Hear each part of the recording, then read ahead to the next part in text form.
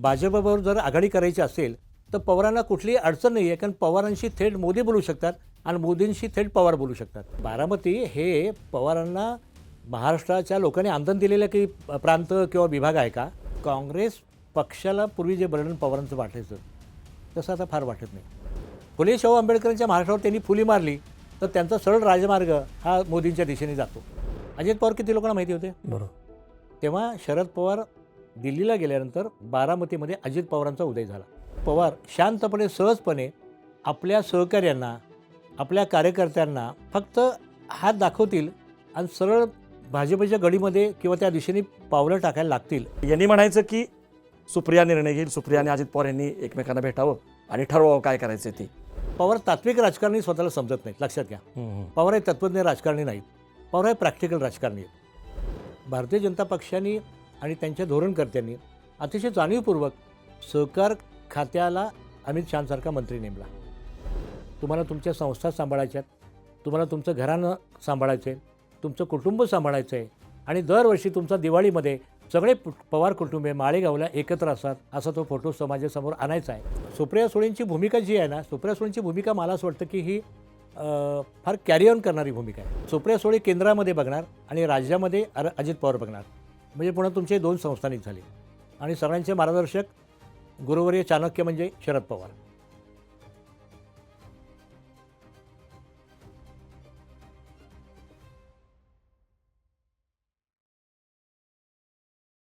नमस्कार. बोलबेडू चर्चामध्ये आपलं सगळ्यांचं परत एकदा स्वागत. लोकसभा विधानसभा या राजकारणातल्या 2 अंकांनंतर आता स्थानिक स्वराज्य संस्थांच्या निवडणुकीचा 3रा अंक जो आहे तो महाराष्ट्रामध्ये सुरू झालेला आहे आणि आता दुसऱ्या टप्प्यामध्ये शहरांच्या किंवा महानगरपालिकांच्या ज्या निवडणुका आहेत त्या आता येऊ घातलेल्या आहेत. गेली 50 वर्ष किंवा त्याहून अधिक काळ महाराष्ट्राचं राजकारण म्हटलं की ठाकरे आणि पवार, म्हणजे ठाकरे फॅमिली किंवा पवार फॅमिली याच्या भोवती फिरताना दिसतं. आता आपण बघितलं ठाकरे फॅमिलीवरती आपण चर्चा देखील केली, राज आणि उद्धव यांची राजकीय युती वगैरे पण झाली आणि आता तसंच काही पुणे महापालिकेच्या किंवा पिंपरी चिंचवडच्या निमित्ताने परत एकदा पवार फॅमिली पण एकत्र येईल न येईल वगैरे अशा सगळ्या चर्चा सुरू झाल्या. थोडक्यात पवार जे आहेत ते आणि त्यांचं राजकारण हे केंद्रस्थानी आहेच. तर ते का आहे, ते अजून रिलेव्हंट आहे का, पुढं अजून काय वळण घेईल किंवा अजित पवारांचं राजकारण काय, सुप्रिया सुळेंचं राजकारण काय, हे सगळं आपण समजून घेणार आहोत. आणि त्यासाठी चर्चेकरता आपण खास पाहुणे जे आहेत ते बोलवलेले आहेत. अरुण खोरे सर ज्येष्ठ पत्रकार आहेत, विश्लेषक आहेत. त्यांनी पवारांचं आणि एकूण महाराष्ट्राचं राजकारण जवळून पाहिलेलं आहे. तर आपण त्यांच्याशी चर्चा करणार आहोत. सर स्वागत आहे. नमस्कार. सुरुवात आपण ताज्या घडामोडींपासून करूयात, घटनेपासून. प्रशांत जगताप जे शरद पवारांच्या पक्षाचे शहराध्यक्ष किंवा माजी महापौर, त्यांनी निवडणूक पण लढवली होती याची आमदारकीची वगैरे, तर त्यांनी जी काही भूमिका घेतली त्याच्यामुळे सध्या खळबळ उडालेली आहे, ते चर्चेमध्ये आहे सगळीकडं. त्यातून भाजपकडं जाण्याचा सध्या एक ट्रेंड असल्यामुळं किंवा प्रवाह, अचानक ते प्रवाहाच्या विरुद्ध पोहायला लागले असं पुणे असेल तर लोकांना आवडतोच. पण दुसरीकडं शरद पवारांच्या राजकारणाला सुद्धा एक प्रकारे त्यांनी एक्सपोज केला अशी एक चर्चा आता जोरदार सुरू आहे. तर मला इथून सुरुवात करायची आहे म्हणून, कारण हे जे काय चाललं होतं आणि मग मी जातीयवादी आणि धार्मिक किंवा या पक्षावर जाणार नाही, माझी ती भूमिका आहे आणि असं कसं काय आपण अजित पवार महायुतीमध्ये असताना जातोय असं वगैरे म्हणून त्यांनी तात्विक भूमिका मांडली आणि मग लोकांनी ती उचलून धरली की आज कोणतरी विचारधारा किंवा जो काय गोंधळ सगळा महाराष्ट्रात सुरू आहे त्या पार्श्वभूमीवरती लोकांना हे खूप वाटलं. तर इथून मला सुरुवात करायची. खरोखर भाजप आणि पवार किंवा राष्ट्रवादी यांना खरोखर या घटनेमुळं एक्सपोज केलंय का? मला असं वाटतं की फार मोठ्या प्रमाणात एक्सपोज झाले असं मी म्हणणार नाही, पण निश्चितपणे लोकांच्या मनामध्ये संशयाचं बीज निर्माण झालेलं आहे. त्याचं कारण असं की शरद पवारांनी जी भूमिका घेतली होती ती भूमिका अगदी बरोबर होती की आम्ही भाजपबरोबर जाणार नाही. पण तुम्हाला यातली गंमत सांगतो, अजित पवार जे आहेत, जे शरद पवारांच्यापासून बाजूला फुटून भाजपबरोबर गेले, ते देखील नेहमी असं म्हणायचे की आम्ही सेक्युलर आहोत. हो. आजही म्हणतात ते. आणि त्यामुळे कसं झालं की त्यामुळे ते संघस्थानाला त्यांनी भेटी दिलेल्या नाहीत. नागपूरला गेले तर तिकडे गेलेले नाहीत ते. त्यामुळे अजित पवार असं म्हणायचे. शरद पवारांचं तरी भूमिका अगदी स्पष्ट होती की आम्ही फुले शाहू आंबेडकरांच्या विचारांच्या बरोबर आहोत, तर आम्ही भाजपबरोबर नाही. पण झालं असं की दोन गोष्टींच्या संबंधामध्ये लोकांच्या मनात संशय निर्माण झाला. त्यातली एक गोष्ट म्हणजे गौतम अदानी यांच्याबरोबर असले त्यांचे संबंध. हं. त्यामुळे मोदींचे आणि अदानींचे संबंध आणि पवारांचे आणि अदानींचे संबंध यासंबंधी चर्चा सुरू झाली. आपल्याला सर्वांना ठाऊक आहे, की काही काळापूर्वी म्हणजे वर्ष दीड वर्षापूर्वी एक मोठी देणगी बारामती विद्या प्रतिष्ठानला अदानींच्या उद्योग समूहामार्फत देण्यात आली. त्यामुळे या सगळ्या प्रक्रियेमध्ये पवार हे भाजपबरोबर जाण्यामध्ये कुठलाही अडचण नाही, ही लोकांच्या मनातली धारणा आहे, लोकांची भावना आहे, लोकांना माहिती आहे. आणि अशा वेळेला प्रशांत जगताप जेव्हा अजित पवारांच्या गटाबरोबर जाण्यासंबंधीची नापसंती व्यक्त करतो, निषेध करतो आणि तो सरळ काँग्रेसमध्ये सहभागी होतो, काँग्रेसमध्ये तो आपला पक्षप्रवेश करतो, ही मला फार महत्त्वाची गोष्ट वाटते. By and large Pawar expose झाले की नाही हा भाग त्यातला वेगळा आहे. पण पवार आता कुठल्या दिशेने जाणार हे दिसायला लागलेलं आहे. आणि लोकांची भावना अशी आहे, जनमानस असं आहे, की फार मोठ्या प्रमाणामध्ये पवार शांतपणे, सहजपणे आपल्या सहकाऱ्यांना, आपल्या कार्यकर्त्यांना फक्त हात दाखवतील आणि सरळ भाजपच्या गडीमध्ये किंवा त्या दिशेने पावलं टाकायला लागतील, अशी देखील शंका आणि असा देखील एक वातावरण जनमानसामध्ये आता आहे. त्यामुळे प्रशांतनी खरंच धाडसी निर्णय घेतला आहे. प्रशांत जगताप पुण्याचे माजी महापौर होते. या राष्ट्रवादी काँग्रेसचे पवार गटाचे अध्यक्ष होते पुण्याचे. अतिशय सुजन असा नेता. गेल्या वर्षी विधानसभेला उभे होते. त्यांना चांगली लढाई त्यांनी हो. केली. अगदी थोडक्यात ते खरं म्हणजे पडले. तर मला स्वतःला असं वाटतं, की प्रशांत जगताप यांनी पाऊल प्रवाहाच्या विरुद्ध उचलले असं तुम्ही म्हणता ते बरोबर आहे. पण त्यांनी जो पक्ष निवडला आहे तो अतिशय व्यवस्थित आणि रास्त असा पक्ष आहे, की जो पक्ष भाजपबरोबर शेवटपर्यंतची लढाई करणार आहे. बरोबर. तर पवारांच्याबद्दलचा संशयाचं हे आता वाढत जाणार. आणि तुम्ही समाज माध्यमामध्ये बघितलं, अजूनही मेनस्ट्रीम मीडियामध्ये पवारांच्या या सगळ्या प्रवासाबद्दल फार कठोरपणे लोकांनी लिहिलेलं नाही. Correct, correct. बरोबर. त्यामुळे वाहिन्या असतील किंवा मोठी वर्तमानपत्र असतील त्यांनी अजून लिहिलेलं नाही आहे. ते आता सध्या भाजपच्या बरोबर कोण, भाजपच्या विरोधामध्ये कोण अशी चर्चा करतायत. आणि इतकंच नव्हे, तर काही जण अजित पवारांना या निमित्ताने एक्सपोज करण्याच्या पण प्रयत्नात आहेत. आणि ते आपल्या माध्यमातलं कव्हरेज आपल्याला त्यांना दिसते. तर पवारांना आता पवारांना या जनमानसाची चाहूल लागली आहे का, हा माझ्या पुढचा खरा प्रश्न आहे. पण हे जनमानसामध्ये संशय निर्माण झाला आहे. आणि कार्यकर्त्यांच्या मनामध्ये जो संभ्रम आहे, तो शेवटी काय होतं, कार्यकर्त्यांचा प्रॉब्लेम काय असतो, की बाबा आता एवढा मोठा नेता आहे, आपण त्यांच्याबरोबर जायचं. आता साधी गोष्ट आहे, आपण गेल्या वर्षीच्या विधानसभेचा एक विचार बघू. गेल्या वर्षी विधानसभेच्या निवडणुकीच्या काळामध्ये कागलमध्ये एक मोठीच्या मोठी सभा समरजित सिंग घाटगेंची झाली. आता एकदम वातावरण असं झालं, की आता मोठी क्रांती होणार तिथे. प्रत्यक्षात क्रांती काही झाली नाही. आणि काही दिवसांपूर्वीच लोकांनी बघितलं, समरजित सिंग घाटगे आणि त्यांच्याविरुद्ध बोलत होते, ते हसन मुश्रीफ सगळे एकत्र आले. तर मला असं वाटतं, की शरद पवार यांच्या राजकारणाचा हा नेहमीचाच खेळ राहिलेला आहे. आणि मला स्वतःला असं वाटतं, की सत्ता हवी. सत्तेच्या जवळ आपण जायला पाहिजे आणि सत्तेपासून फार काळ लांब राहायला नको, ही त्यांच्या राजकीय प्रवासातली कायमची भूमिका आहे.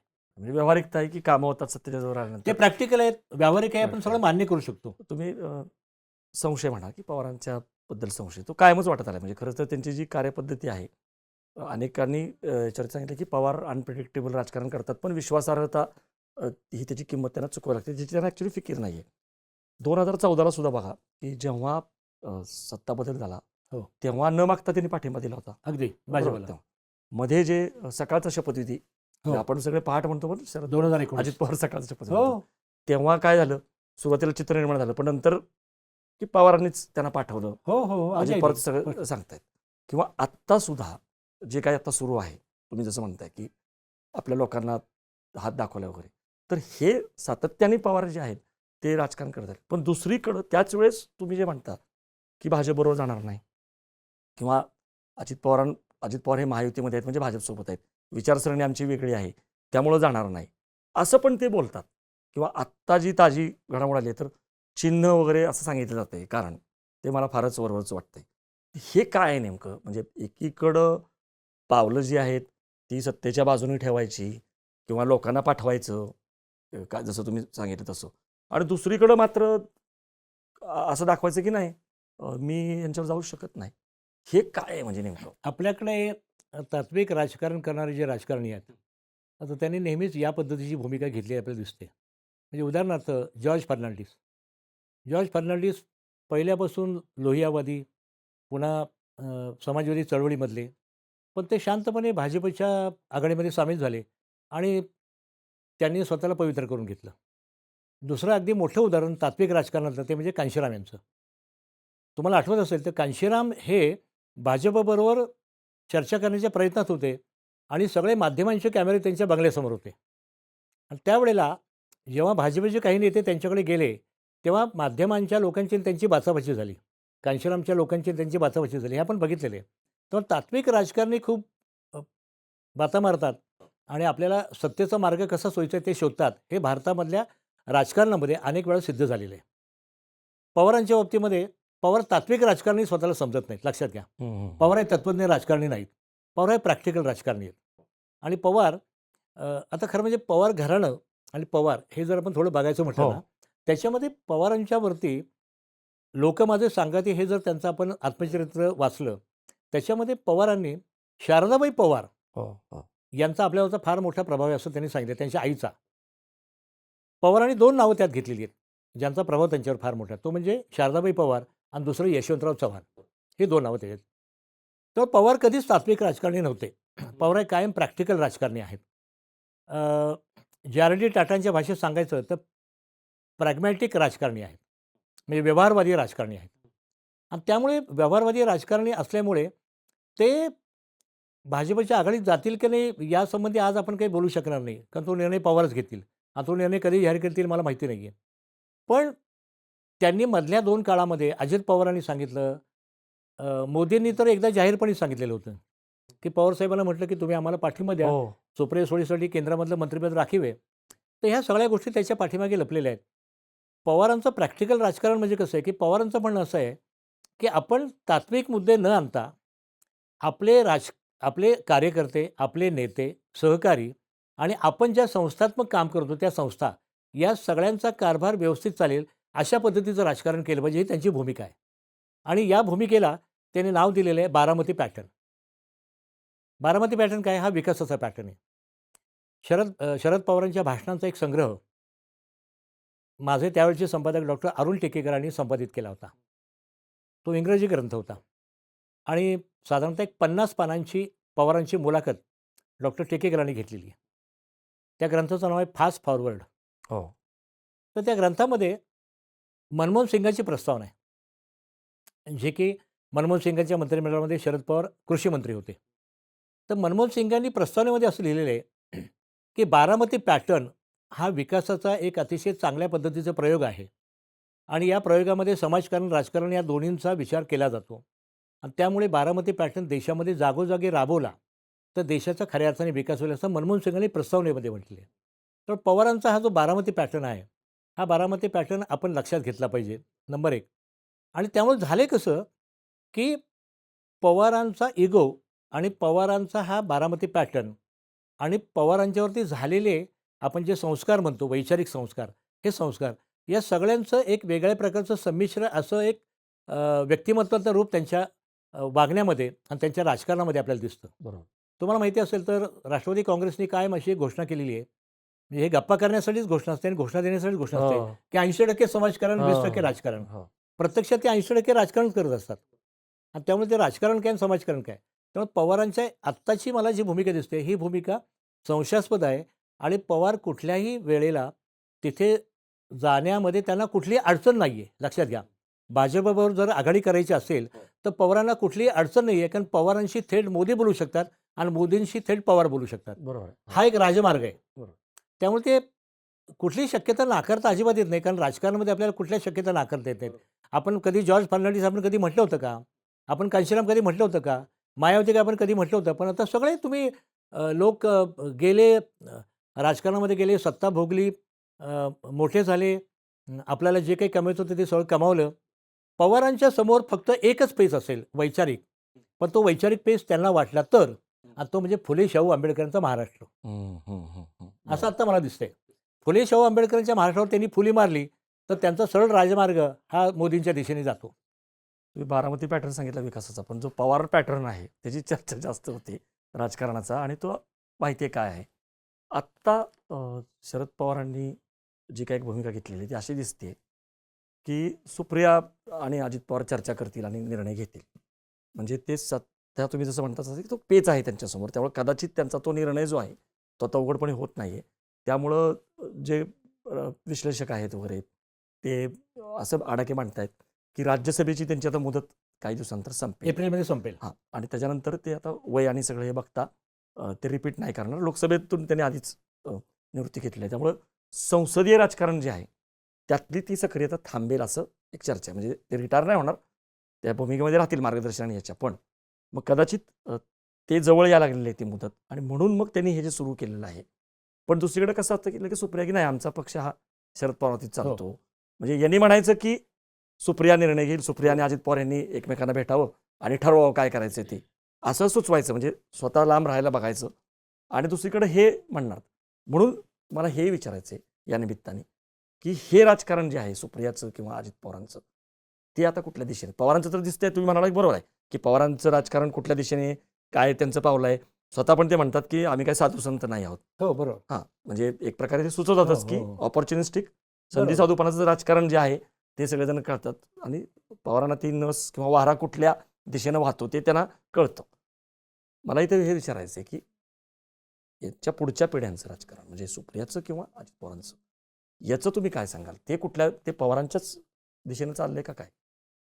नाही, शरद पवारांचं राजकारण तुम्ही जे म्हटलात त्याच्यामध्ये 2 गोष्टी महत्त्वाच्या आहेत. एक म्हणजे शरद पवारांचं राजकारण हे आपण किती नाही जरी म्हटलं ना, तर हे घराणेशाहीचं राजकारण आहे. हो. नंबर 1.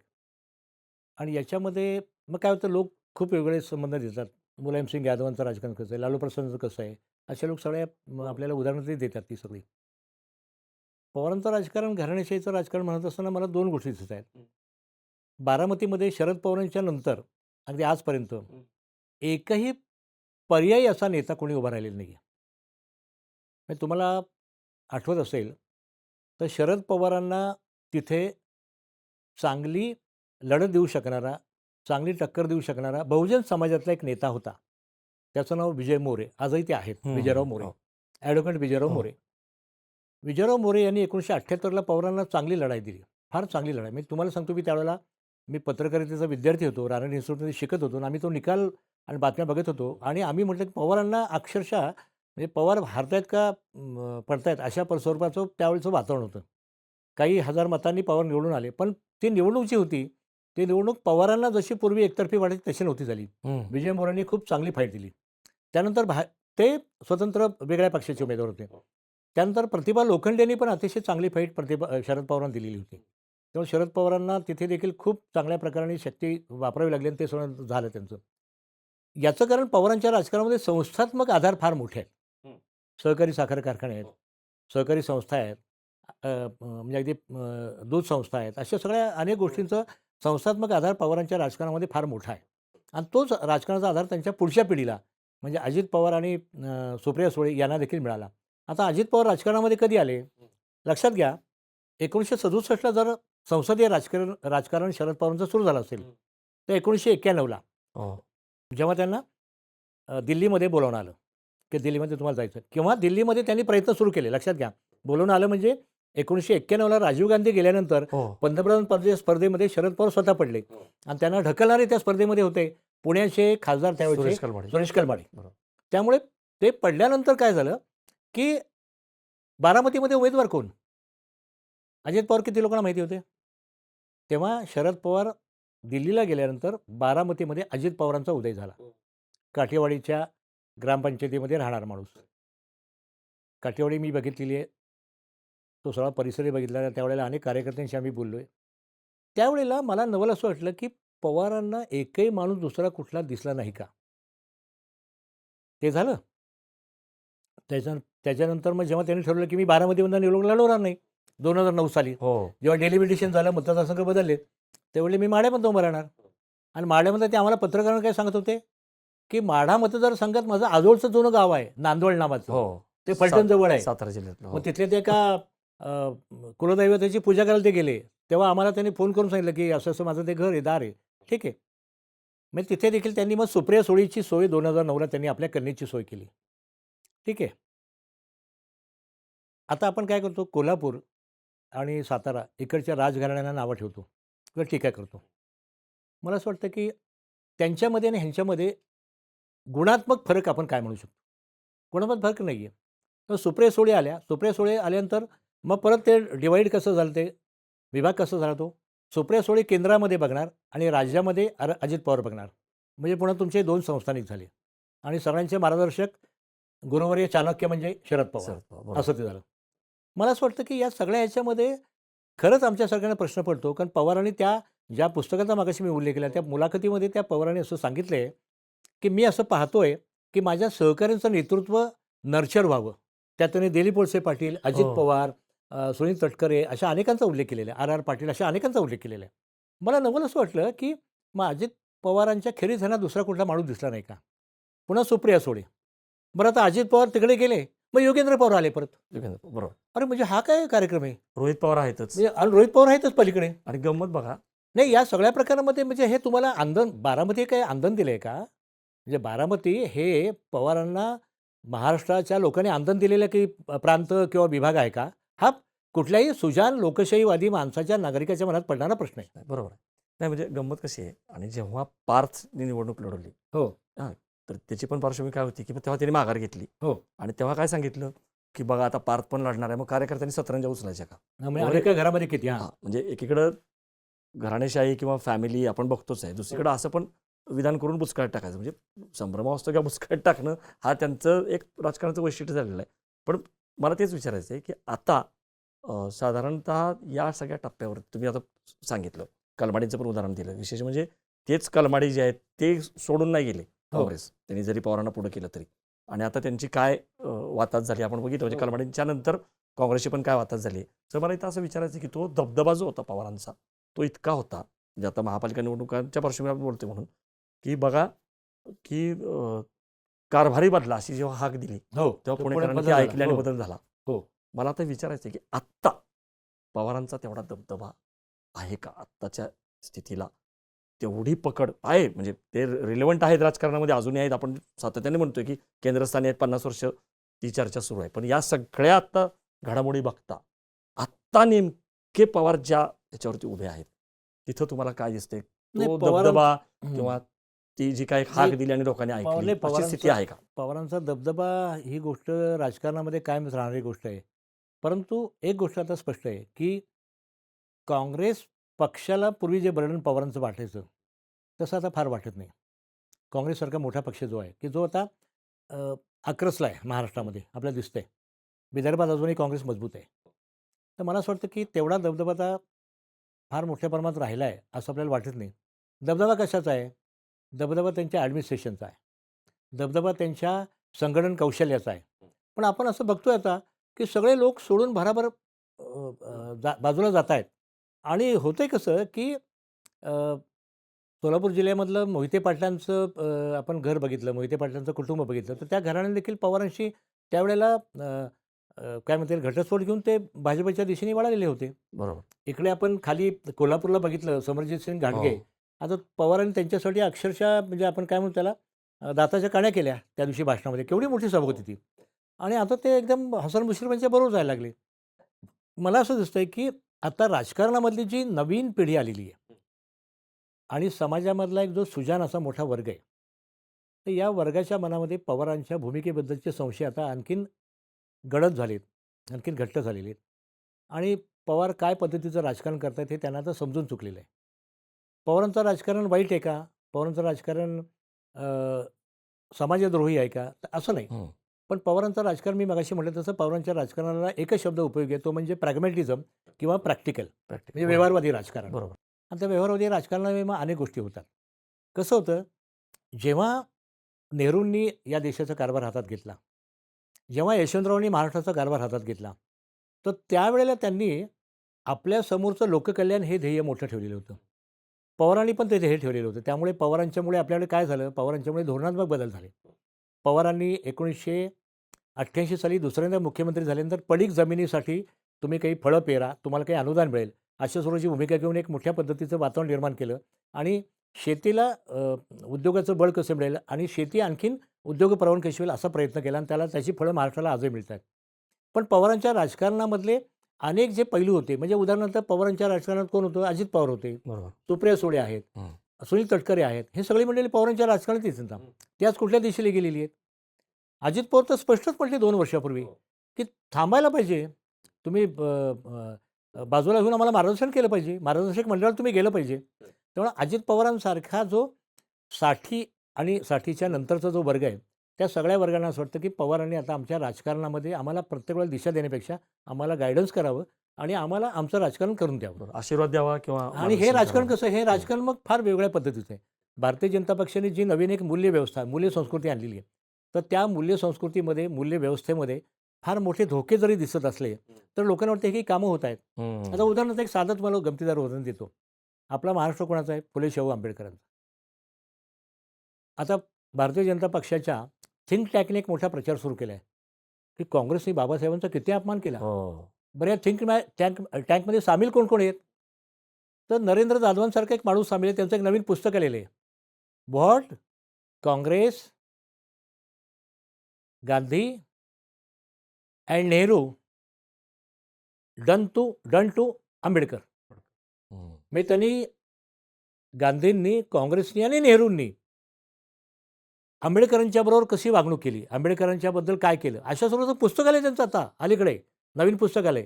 त्यामुळे आंबेडकरांचा अपमान काँग्रेसने केला, पटेलांचा अपमान काँग्रेसने केला, अशा स्वरूपाची एक नवीन मांडणी करून फार मोठ्या प्रमाणामध्ये काँग्रेसला खिजवण्याचा आणि काँग्रेसला थोडासा एक, आपण ज्याला काय म्हणू, त्यांचा अवसानघात करण्याचा प्रयत्न चालू आहे. अशा वेळेला पवारांनी, मला असं वाटतं की यशवंतरावांचा विचार समोर ठेवून, बरं, पवारांच्या पिढीवरती गांधी आणि नेहरूंचा प्रभाव आहे, हे पवार अनेक वेळा सांगतात.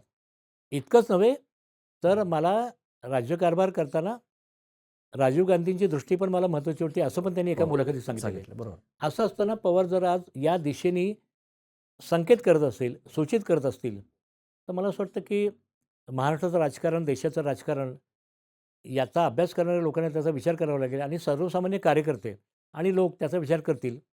आणि गौतम अदानी बरोबरचे मोदींचे असलेले संबंध आणि पंतप्रधानांचे आणि पवारांचे असलेले संबंध, हे संबंध आता सगळीकडे उघडपणे बोलले जात आहेत. मला तर इथं हाच प्रश्न विचारायचा की पवारांच्या राजकारणाची जी वेगळी वैशिष्ट्ये आलेली आहेत, तर हे ठीक आहे की त्यांचा सगळ्या क्षेत्रामधल्या दिग्गजांशी संवाद असतो.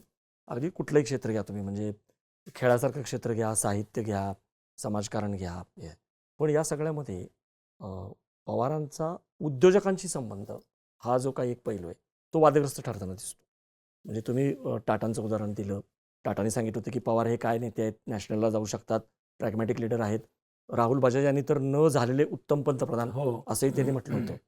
आणि आता अदानींच्या निमित्ताने जी चर्चा होती आणि पवार यांनी ते कधी अमान्य केलेलं नाही आहे. आता सुद्धा बघा की बारामतीमध्ये ते भेटतात आणि एक सोशल मीडियावरती परत सुरू झालेलं आहे. कारण एकीकडं उद्धव ठाकरे असतील किंवा राहुल गांधी असतील, म्हणजे इंडिया आघाडी किंवा महाविकास आघाडी वगैरे त्यातले घटक पक्ष पवारांच्या जवळचे, ते काय करतात आणि शरद पवार काय करतात. पण पवारांना त्याची फिकीर नाही आहे. डंके की चोट पे ते भेटतात.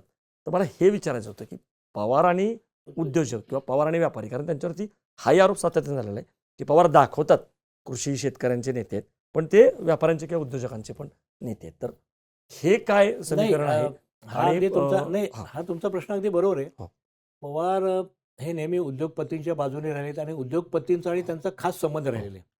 त्यातलं पहिलं अतिशय उत्तम उदाहरण म्हणजे मी तुम्हाला सांगितलं, शरद पवारांनीच मला एका खाजगी गप्पांच्यामध्ये सांगितलेलं. आम्ही जेजुरीला एका निवडणुकीच्या कार्यक्रमासाठी गेलो होतो आणि तिथून प्रेस कॉन्फरन्स आमची झाली.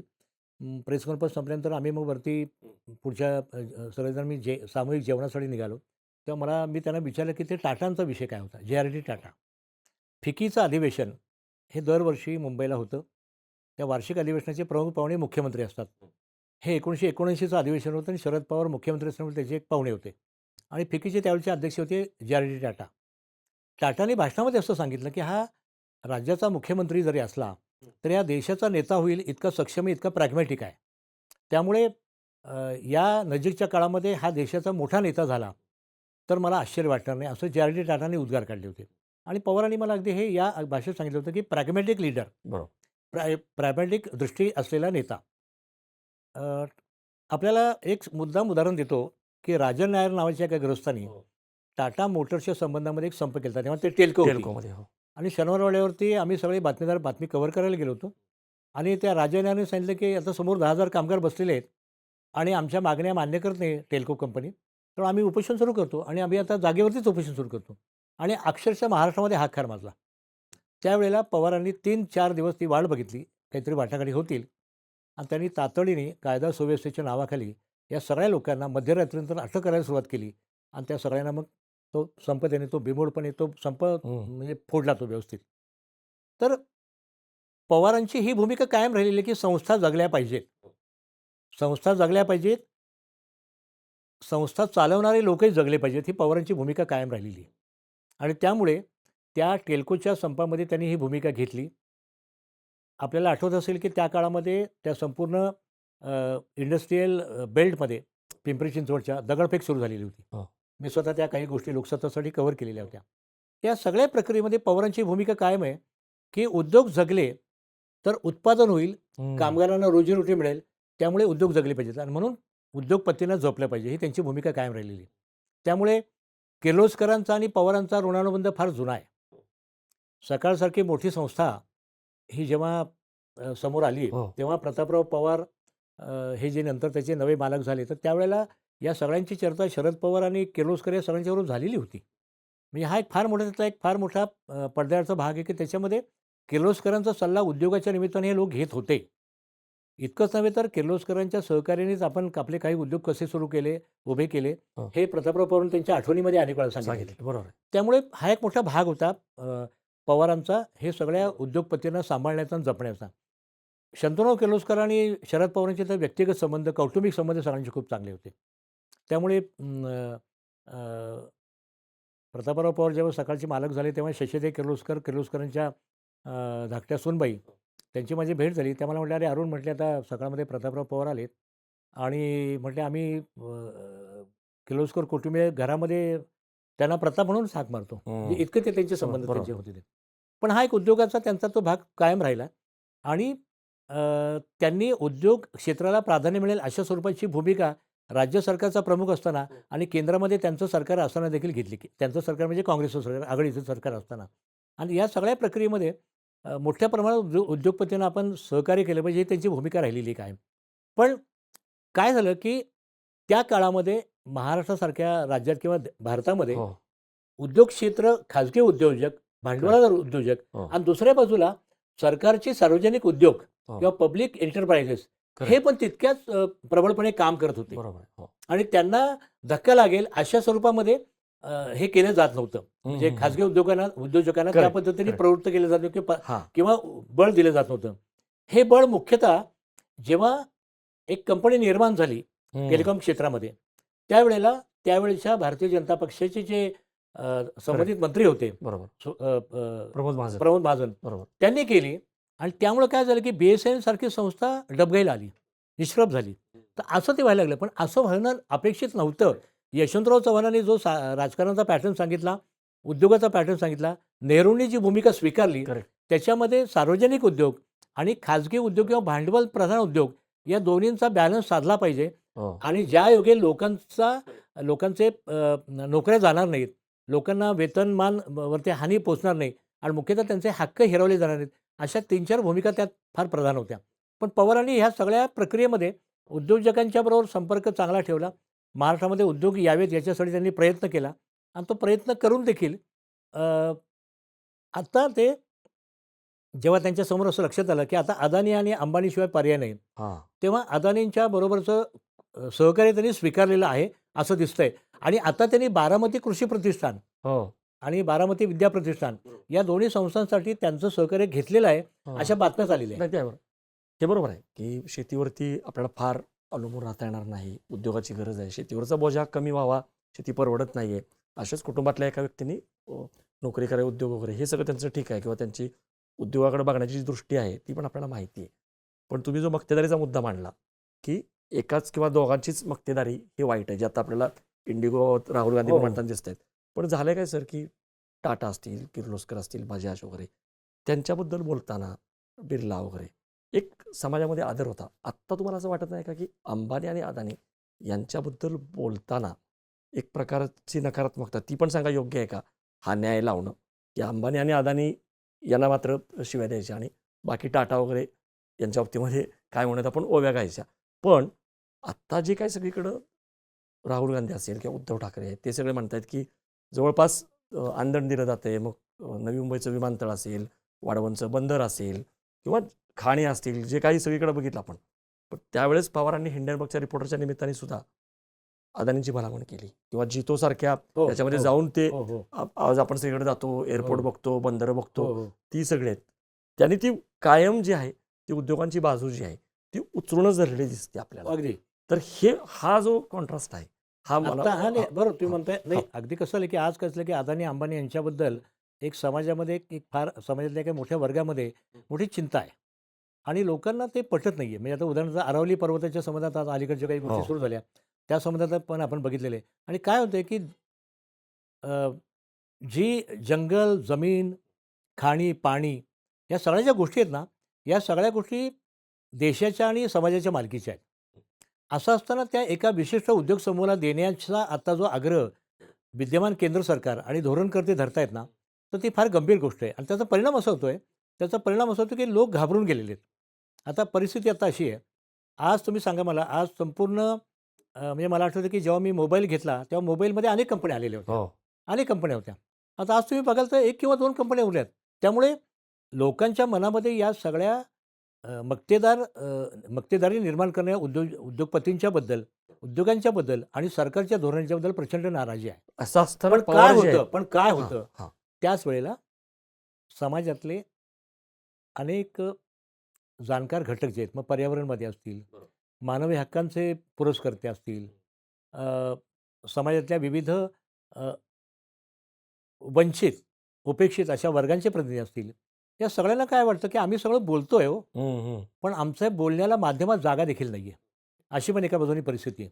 आणि दुसऱ्या बाजूला आपल्याला असं दिसतंय, की हे उद्योजक काय करतायत मग, उद्योगपती, की ते एका मोठ्याच्या मोठ्या राजकीय नेत्याला सपोर्ट करून, पुश करून, त्या आपला अजेंडा अडचणीमध्ये येणार नाही याची काळजी घेत आहेत.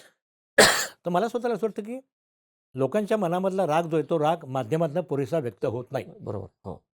विद्वान, विचारवंतांची, अभ्यासकांची मतं पुरेशा ताकदीने येत नाहीत. एखाद दुसरं अ, वृत्तपत्र सोडलं किंवा एखादी वाहिनी सोडली तर. त्यामुळे झालं कसं, की लोक असे एका बाजूने हातोबल इतकं मोठी राज्यसंस्था आहे तुमच्यासमोर. एक साधी गोष्ट आहे, की तुम्ही आज लोकांच्या प्रश्नांना जर तुम्ही वाचा एखादा फोडत असेल, समजा एखादा लोकांच्या प्रश्नांसाठी बोंबलत असेल, शंका करत असेल, तुम्ही पटकीने अर्बन नक्षल असा तो ठपका लावता त्याला. हो. बरोबर. आणि तो कसा अडचणीमध्ये येईल असं बघता. अर्बन नक्षल म्हटल्यानंतर काय होते? 2018 साली पुण्याच्या मर्दुमकी गाजवणाऱ्या पोलिसांनी 16-18 लोकांना अटक केली. आता जवळपास त्याला 7 वर्ष होत आली. खटला कुठे आहे तो? आज खटला कुठे आहे? त्यातली 4 जण शेवटी हायकोर्ट, सुप्रीम कोर्टापर्यंत हो. गेल्यानंतर त्यांना जामीन मंजूर झाला बरोबर. आणि स्टेन स्वामीसारखा माणूस किंवा साईबाबासारखे ग्रस्त अभ्यासक हे दोघं जण मरण पावले. तर मला असं वाटतं, की ही जी यंत्रणा ज्या पद्धतीने काम करते ती फार धोकादायक पद्धत आहे आणि लोक घाबरून तुम्हाला सांगतो आत्ता आत्ता परिस्थिती अशी आहे, लोक घाबरून गेलेले आहेत. मला प्रश्न असा वाटतो, की लोक घाबरून गेले असतील, तर पवार पण घाबरून गेले असतील ना? पवार देखील घाबरून गेले असतील ना, ह्या सगळ्या यंत्रणेसमोर. होय, खरं आहे. आपल्याला अदानीचं बोट धरलं पाहिजे. हम्म, हम्म. जसं पवारांचं बोट धरून मोदी राजकारणात आले, बरोबर. तसं आपल्याला अदानीचं बोट धरून आपल्या संस्था वाचवल्या पाहिजेत. अशी पण घबराट पवारांच्या मनात असणार नाही कशावरून? कसं बरोबर मग आहे. आम्ही सगळे घाबरलेले आहोत आणि पवारच एवढे निर्भीड आणि धाडसी आणि धुरंधर आणि धैर्यधर आहेत असं कसं म्हणणार? मला असं वाटतं, की त्यामुळे ही राज्य शासनाने, राज्यसंस्थेने उद्योगपतींच्या साहाय्याने निर्माण केलेली भीती आज जनमानसात फार मोठ्या प्रमाणात आहे. ही भीती नेत्यांच्या हम्म. मनात नसेलच असं नाही. नाही, बरोबर. तुम्ही फार महत्त्वाचा मुद्दा मांडला. त्यामुळे कदाचित त्या भीतीतून ती अपरिहार्यता दिसते. त्यामुळे त्यांचं जे राजकारण आहे ते अदानी अंबानी किंवा मोदींना पूरक ठरताना दिसतं, ज्याला हे आक्षेप घेत आहेत. दुसरं आता मला शेवटाकडे येताना 1-2 मुद्दे विचारतात. त्यातला महत्त्वाचा मुद्दा, पवारांना हिणवलं जातं अनेक वेळा, की 3.5 जिल्ह्यांपुरते ते आहेत किंवा पश्चिम महाराष्ट्रापुरते ते नेते आहेत किंवा त्यांचं पुणे आणि सगळं सेंट्रिक राजकारण आहे. आणि त्याचा जो आधार राहिला त्यांच्या राजकारणाचा, तो ऊस किंवा साखर, शुगर बेल्ट, सहकार क्षेत्र. कृषी आणि सहकार म्हटलं की शरद पवार, असं एक समीकरण आहे. आवडो न आवडो लोकांना. जरी ते विचारत असतील की कृषी करता काय केलं, शेती करता काय केलं, असे विचारतात, त्यांना पद्मविभूषण पण देतात, ते जाऊ. मुद्दा असा आहे की आत्ता सहकार मंत्री शहा आहेत अमित शहा. आणि अमित शहा आहेत. आणि त्यांनी ज्या पद्धतीनं आता सहकार क्षेत्रामध्ये लक्ष घालायला सुरुवात केलेली आहे. मुरलीधर मोहोळ त्यांचे जे सहकारी राज्यमंत्री ते पण पुण्याचे आहेत, त्यांना उभं करतायत. बघा VSI सारखी संस्था जिथे येतात मुख्यमंत्री, पण त्याच्या पण चौकशीचं एक पिल्लू सोडलं होतं, म्हणजे नंतर नाकारलं, पण काहीतरी आहे. तर हे हे काय बघताय तुम्ही? एकीकडे सहकार क्षेत्रातले दिग्गज जे आहेत ते बरेचसे सोडून गेलेले आहेत, हो ते भाजपच्या वळसेनाला गेलेले आहेत आणि इथं शहांची एंट्री झालेली आहे हो आणि ते ज्या पद्धतीने आत्ता कारभार करतायत, तर इथं पण पवारांना त्यांचा जो सगळा स्ट्रॉंग बेल्ट आहे तो त्याला शिव द्यायचं राजकारण आहे. नाही, आता पवारांचा स्ट्रॉंग बेल्ट जो आहे तो स्ट्रॉंग बेल्ट खरं म्हणजे आता वीक झालेलं आहे, ही वस्तुस्थिती आहे. आपल्याला ती मान्य करावी लागेल. याचं कारण वसंतदादा शुगर इन्स्टिट्यूटच्या संबंधातली जी चौकशी मुख्यमंत्र्यांनी जाहीर केलेली, ती चौकशी होईल कधी होणार नाही, काहीतरी गमती-जमती होतील देखील त्यात. पण काय शेवटी असं आहे की पवारांच्या फोनवरतीच काही गोष्टी होत असतात, असं पण होतं त्या अनेक वेळा. आता आपण जो सहकार्याचा भाग म्हटलात, हो. तर भारतीय जनता पक्षाने आणि त्यांच्या धोरणकर्त्यांनी अतिशय जाणीवपूर्वक सहकार खात्याला अमित शहांसारखा मंत्री नेमला आणि अमित शहा देशाचे सहकार मंत्री झाले. आता खरं म्हणजे तुम्ही सांगा मला, कुठल्याही पत्रकाराने आपल्याला सांगावं, सहकार मंत्री, केंद्रातला सहकार मंत्री हे पद कोणाला माहितीच नव्हतं. कोणालाच माहिती नव्हतं. नवीनच खातं निर्माण म्हणजे आम्हाला अन्नमंत्री माहिती होते, केलं. अन्न पुरवठा मंत्री माहिती होते आम्हाला, हे सगळे माहिती होते. पण त्याच्यामध्ये सहकार मंत्रीपद माहीत नव्हतं. पण सारखे ते पुण्यामध्ये येतात किंवा मुंबईमध्ये येतात, वसंतदादा शुगर येतात, तेव्हा ते सहकार मंत्री म्हणून अमित शहा येतात. अमित शहांना सहकार क्षेत्राची त्यांची गुजरातमधली जी काही ओळख असेल ती ओळख असेल. परंतु महाराष्ट्रामध्ये जो सहकार क्षेत्र ज्या पद्धतीने रुजलं, ज्या पद्धतीने धनंजयराव गाडगीळ किंवा विठ्ठलराव विखे पाटील या लोकांनी त्याचा पाया रचला बरोबर. किंवा वैकुंठबाई मेहतांसारख्यांनी त्याला एक बळ दिलं, तर या सगळ्या प्रक्रियेमध्ये फार मोठ्या प्रमाणामध्ये हे सहकाराची मजबूत अशी एक मुळं महाराष्ट्रामध्ये आहेत. पवार हे या मुळांचा नीट अभ्यास असलेले राजकारणी आहेत आणि तशा अर्थाने जाणकार आहेत, सुजाण जाणकार आहेत. फार मोठे जाणकार आहेत ते. मोठे म्हणजे आपण त्याला विद्वज्जन म्हणून असेच आहेत ते. त्यामुळे सहकारामध्ये कुठे काय होते आणि काय नाही ही त्यांना कल्पना आहे. पण पवारांच्या काळामध्ये सहकार क्षेत्रामधल्या अनेक अनिष्ट गोष्टी सुरू झाल्या. काय झाले सुरू? अनेक ठिकाणी जिल्हा बँकांनी ह्या सहकार कारखान्यांना कर्ज दिली. अनेक ठिकाणच्या जिल्हा सहकारी बँका ज्या होत्या, त्या सहकारी बँका बुडाल्या. बरोबर. तिथल्या स्थानिक संस्थानिकांनी भरपूर कर्ज काढली आणि ते डुबवली. त्यामुळे शरद पवार तिथे सगळ्या प्रक्रियेमध्ये अतिशय महत्त्वाच्या जागी, मोक्याच्या जागी असतानाच या सहकार संस्थांची एक वेगळ्या प्रकारची एक निष्प्रभ होण्याची आणि अतिशय पराकोटीने करप्ट होण्याची प्रक्रिया सुरू झाली. आता भारतीय जनता पक्ष आणि त्यांचे धोरण जे आत्ताचे आहेत अमित शहा सहकार क्षेत्राचे, ते आता प्रयत्न असा करणार की या करप्शनच्या केसेसमधले जे धुरीण सहकार नेते आहेत बरोबर. त्यांना आपल्याकडे घेणार, बरोबर. त्यांना समजावून सांगणार, त्यांच्याशी ते त्यांचा जो काही डाव खेळायचा तो डाव खेळणार आणि पर्यायी व्यवस्था सहकार्यामध्ये कशी निर्माण करायची असा ते प्रयत्न करणार. वसंतदादा शुगर इन्स्टिट्यूटसारखी संस्था पवारांनी जी उभी केली, त्याचं मुख्य कारण असं होतं की महाराष्ट्रातल्या सगळ्या सहकार क्षेत्रातल्या लोकांनी एकत्र येऊन अभ्यास हो. करावा. तिथे तुम्हाला सांगतो तिथे हॉस्टेल्स आहेत. तिथे अनेक परदेशात ते अभ्यासासाठी येतात तिथे. आपल्याला कल्पना असेल की एकदा राहुल गांधी देखील वसंतदादा शुगर इन्स्टिट्यूट पाहायला आले होते. त्या सगळ्या प्रक्रियेमध्ये मला असं वाटतं की पवारांना शेव देण्याचा व्यवस्थित त्यांचा प्रयत्न आहे आणि पवारांच्याबद्दल अमित शहा आधीमध्ये खूप बोलून गेलेले आहेत. हो. खूप बडबड करून गेलेले आहेत. त्यामुळे बरं त्यावेळेला महाराष्ट्राला फार राग आला असं पण झालं नाही, लक्षात घ्या. महाराष्ट्राला राग आला नाही. राष्ट्रवादी काँग्रेसच्या लोकांना राग आला नाही. त्यांच्या नेत्यांनी फार मोठं त्याच्यावरती काही विश्लेषण केले किंवा काही मांडणी केली असं पण झालं नाही. बरोबर. तर पवारांचे अपमान आता भारतीय जनता पक्षाच्या वेगवेगळ्या नेत्यांच्याकडे वारंवार होतात. पण त्या संबंधामध्ये त्याला उत्तर देण्यासाठी ही मंडळी फारशी तयार असत नाहीत, हे आपण बघितलेलं आहे. ही एक वेगळ्या अर्थाने एक वेगळ्या प्रकारचं वळण त्यांच्या राजकारणातलं आहे. पण मला स्वतःला असं वाटतं की एका शहरातल्या त्यांच्या पक्षाच्या अध्यक्षांनी जे धाडस दाखवलं, तर ते धाडस दाखवताना त्यांनी नक्कीच काही गोष्टींचा विचार केला असणार. पण ते धाडस दाखवत त्यांनी पक्ष सोडला आणि तो काँग्रेसमध्ये गेला.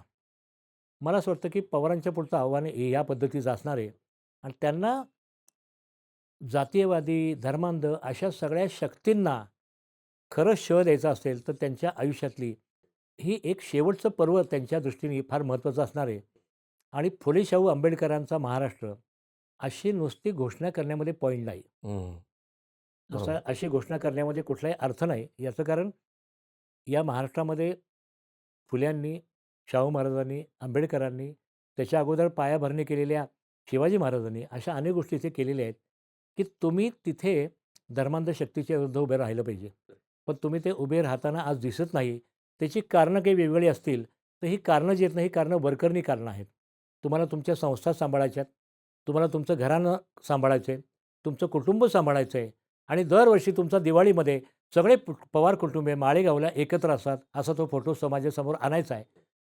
हेच प्रश्न महाराष्ट्रातल्या सर्वसामान्य लोकांच्या मनामध्ये आणि ज्याचा विवेक जागा आहे, अशा सगळ्या सुजाण नागरिकांच्या मनामध्ये आहेत. म्हणजे त्याच वेळेला भारतीय जनता पक्षाचं जे घाणेरडं राजकारण चालू आहे, त्याच्याबद्दलचे देखील असेच अनेक प्रश्न समाजाच्या मनामध्ये आहेत.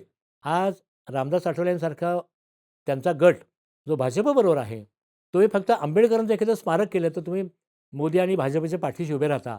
हे काय नेमकं राजकारण आहे, हे पण समजून त्यांनी सांगितलं पाहिजे.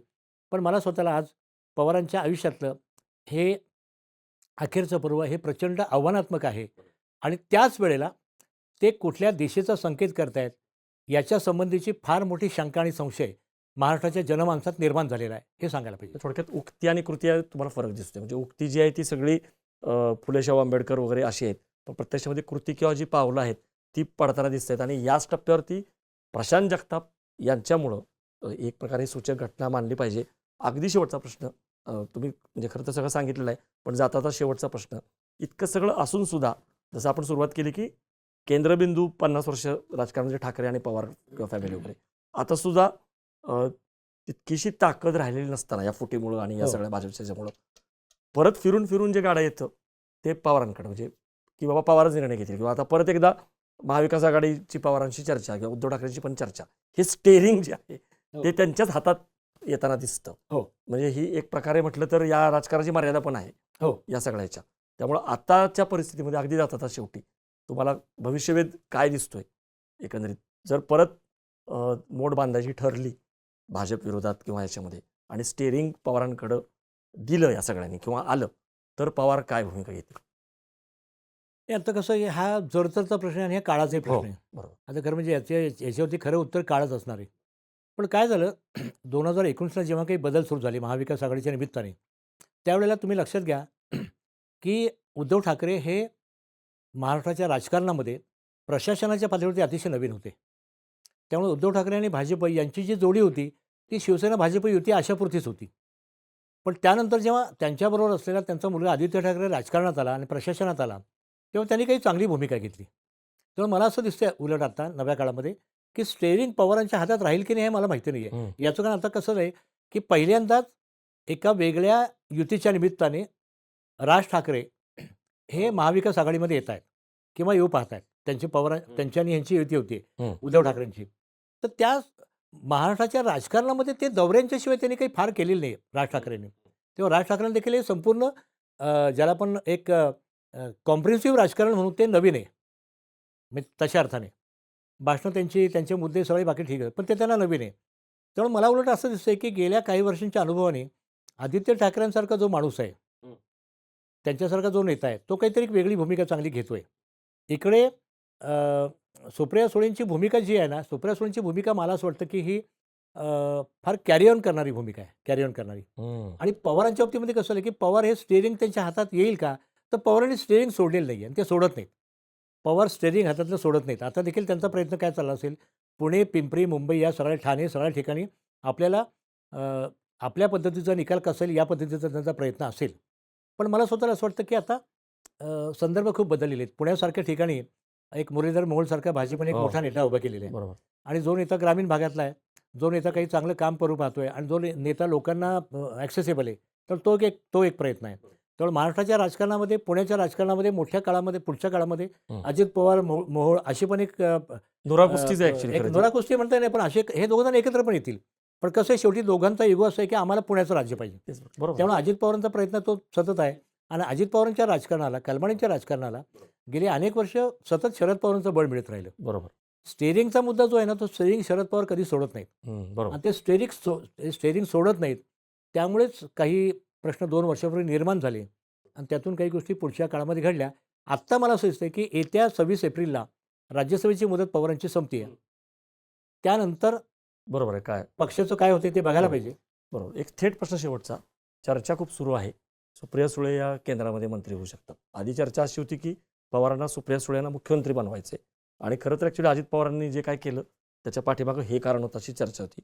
अजित पवार म्हटले सुद्धा की मी तुमच्या पोटी जन्माला आलो नाही, माझी चूक झाली का, हो हो अशी पण होती. तुम्हाला असं वाटतंय की सुप्रिया सुळे या मोदींच्या मंत्रिमंडळामध्ये दिसू शकतील?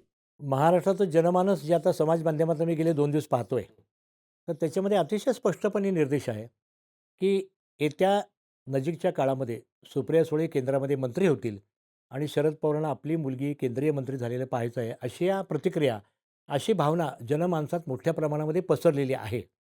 पण तुम्ही म्हणताय तसं वातावरण जरी आत्ता मी म्हटलं जनमानसामध्ये असलं, सोशल मीडियावरती जरी असलं, तरी काही सांगता येत नाही. कारण शेवटी असं आहे, की पवार निर्णय काय घेतील याच्या संबंधीची कुठलीच निश्चितता नाही आहे. जेव्हा नीरजा चौधरींनी 2014ला प्रतिभा पवारांनी विचारलं, नीरजा चौधरी बारामतीच्या दौऱ्यावर होत्या. या ज्येष्ठ पत्रकार आणि हो संपादक हो आणि इंडियन एक्सप्रेसमध्ये त्यांचा कॉलम नेहमी असतो आणि प्राईम मिनिस्टर डिसाईड नावाचं त्यांचं पुस्तक आता अलीकडेच आलं आहे. हो.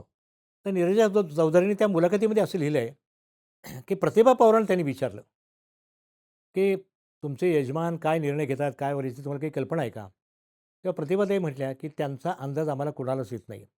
म्हणजे अनप्रेडिक्टेबल अशा स्वरूपाचं त्यांचं मानस असतं, असं असं माझं मत आहे. असं प्रतिभा पवारांनी त्या मुलाखतीत सांगितलेलं होतं. ती मुलाखत छापून आलेली आहे. मला असं वाटतं, की या सवालीचा जर विचार केला, आपण काय करतो, आपण आपल्याकडे अशी वेगळी डिझाईन करतो. म्हणजे महिला मुख्यमंत्री होणार की नाही, महाराष्ट्राची कोणी महिला मुख्यमंत्री होणार की नाही, अमेरिकेच्या राष्ट्राध्यक्ष महिला कधी होणार की नाही, बरोबर. अशा स्वरूपाची मांडणी हो, आपल्याकडे हो. पब्लिक परसेप्शनमध्ये सुरू असते आणि त्यातून आपण एक काहीतरी भूमिका घेतो. मला असं वाटतं, की सुप्रिया सुळे होणार की नाही मला माहिती नाही आहे. पण ती व्हावी अशा स्वरूपाची एक पब्लिक परसेप्शनमध्ये एक मांडणी होते आणि दुसऱ्या स्वरूपामध्ये मांडणी होती, की आता हे मोदींच्याकडे जाणार अशी पण मांडणी होती. पण पब्लिक परसेप्शनमध्ये किंवा या राजकीय नेत्यांच्या सगळ्या मांडणीमध्ये कधीही त्यांना सुषमा अंधारे काहीतरी मोठ्या पदावर गेली पाहिजे असं वाटत नाही. सुषमा अंधारेने लढाईच केली पाहिजे असं त्यांना वाटतं. तर हा आपल्याकडच्या फुले शाहू आंबेडकरांचा महाराष्ट्र म्हणवणाऱ्या महाराष्ट्रातली एक मानसिक आणि बौद्धिक आणि वैचारिक एक कमतरता आहे. आणि त्या दिशेने जर आपण बघितलं, तर मला असं वाटतं की पवारांच्याबद्दलचं परसेप्शन जे आहे, ते खरं होईल का खोटं होईल, हे सांगणं मुळातच अवघड आहे. पण पवारांना त्याचा नक्कीच आनंद वाटणार. महाराष्ट्रातल्या त्यांच्या अनेक चाहत्यांना आनंद होणार, ही वस्तुस्थिती आहे. पण मला परत पुन्हा एक लोकशाहीवादी माणूस नागरिक म्हणून असं वाटतं. पंडित नेहरूंच्याबद्दल टीका मंडळी फार करतात. खूप टीका करतात. काय त्यांनी असं केलं, तसं केलं, तसं केलं, असं केलं. 1957ला नेहरूंनी राजीनामा देण्याची तयारी केलेली होती, की मी आता पंतप्रधान राहत नाही. बाद झालं तर एक 10 वर्ष दे 47 ते 57. तेव्हा काँग्रेसच्या सगळ्या लोकांनी त्यांना कन्व्हिन्स केलं, नका तुम्ही असं नका करू पंडितजी. तुम्ही गेला तर काय राहणार इथे? त्यांनी लगेच आपल्या मुलीचं नाव वगैरे काही पुढे केलं नाही. इंदिरा गांधींच्या बाबतीमध्ये इंदिरा गांधींना पक्षाने अध्यक्ष केलं 1959 साली काँग्रेसच्या अध्यक्षा. पण त्याच्या अगोदर राज्यसभेवरती नेहरूंच्या काळामध्ये सरदार पटेलांच्या कन्या गेलेल्या होत्या. हे आपण विचारात घेतलं पाहिजे. तेव्हा मला असं वाटतं की नेहरूंचा, गांधीजींचा, करेक्ट. यशवंतरावांचा प्रभाव असलेले शरद पवार हे फुले शाहू आंबेडकरांच्या महाराष्ट्रातल्या विचारधारेला अनुसरून विचार करतील आणि तशी राजकीय भूमिका घेतील का? हा प्रश्न आज माझ्यासारख्यांच्या समोर पडलेला आहे. सर खूप धन्यवाद. तुम्ही सविस्तरपणे पवार फॅमिली किंवा पवार ब्रँड जो आहे राजकारणामध्ये तो काय आहे, पवारांचं राजकारण जे आहे ते जरी संशयाचं आणि संभ्रमाचं राहिलेलं असलं तरी पण त्यांचं योगदान पण आहे. ते काय करतील आणि जरी ते स्वतःला प्रॅक्टिकल नेते मानत असले किंवा तात्विक वैचारिक भूमिका घेत नसले तरी शाहू फुले आंबेडकर किंवा ही जी सगळी चळवळ आहे त्याच्याशी जे त्यांचं नातं आहे त्यामुळे त्यांच्याकडनं तुम्ही जी अपेक्षा व्यक्त केली आहे ती योग्य आहे. फक्त ती पूर्ण होते आहे का? पवार खरोखर आत्तापर्यंत त्यांनी जे अंतर राखलेलं आहे भाजपसोबत ते कधी चर्चा खूप झाल्या किंवा बरोबर. बिहाइंड द कर्टन म्हणतो आपण किंवा बरंच काय काय झालं, परंतु प्रत्यक्ष कधी कृतीमध्ये ते गेलेलं होय, नाही. होय. आताही ते तसंच करतील का? नजीकच्या काळामध्ये सुप्रिया सुळेंच्या निमित्ताने जी चर्चा खूप मोठी आहे की त्या केंद्रीय मंत्री म्हणजे थोडक्यात पवारच तिकडे जातील.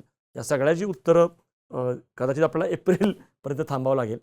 पण खूप धन्यवाद. तुम्ही तपशीलवारपणे सगळं उदाहरणं देत ही सगळी मांडणी केली.